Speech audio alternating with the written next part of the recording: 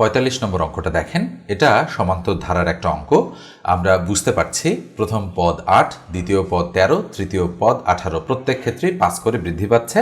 বলা হচ্ছে যে ধারাটির অষ্টম পদের মান কত। সুন্দর একটা অঙ্ক কিন্তু এটা এসেছে কোথায় দেখেন, অষ্টম এনটিআরসি কলেজ প্রিন্সিপাল পদে ২০২৬ সালে।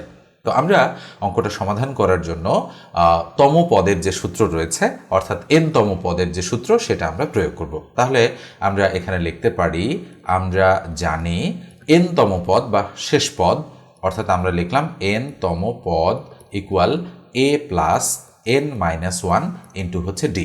এই রুলটা আমরা অ্যাপ্লাই করে দেব, যেহেতু আমাদের অষ্টম পদের মান কত সেটা জানতে চাচ্ছে। তো n এর জায়গায় এবার কি হবে, আমরা এবার n এর জায়গায় লিখব অষ্টম পদ বা অষ্টমতম পদ ইকুয়াল, তাহলে এ কত, এ হচ্ছে প্রথম পদ, মনে রাখতে হবে প্রথম পদ হচ্ছে 8 প্লাস n হচ্ছে যেহেতু 8টা পদ, তাহলে n এর মানও কিন্তু আমাদের এখানে 8, তাহলে n এর মান 8 - 1 ইন্টু ডির মান কত, ডি হচ্ছে সাধারণ অন্তর, অর্থাৎ দ্বিতীয় পদ থেকে প্রথম পদের বিয়োগফল। 13 থেকে 8 বাদ দিলে কত হবে, 5। মানগুলো বসাতে জানলেই অঙ্ক হয়ে যাবে। তাহলে 8 যোগ 8 থেকে 1 বাদ দিলে 7 গুণন হচ্ছে 5। তাহলে 8 যোগ 5 সাথে কত, 35। 35 আর 8 কত হবে, 43। আমাদের সঠিক উত্তর খ নম্বরটা। ভিডিওটা ভালো লাগলে অবশ্যই একটা লাইক দিয়ে দেবেন।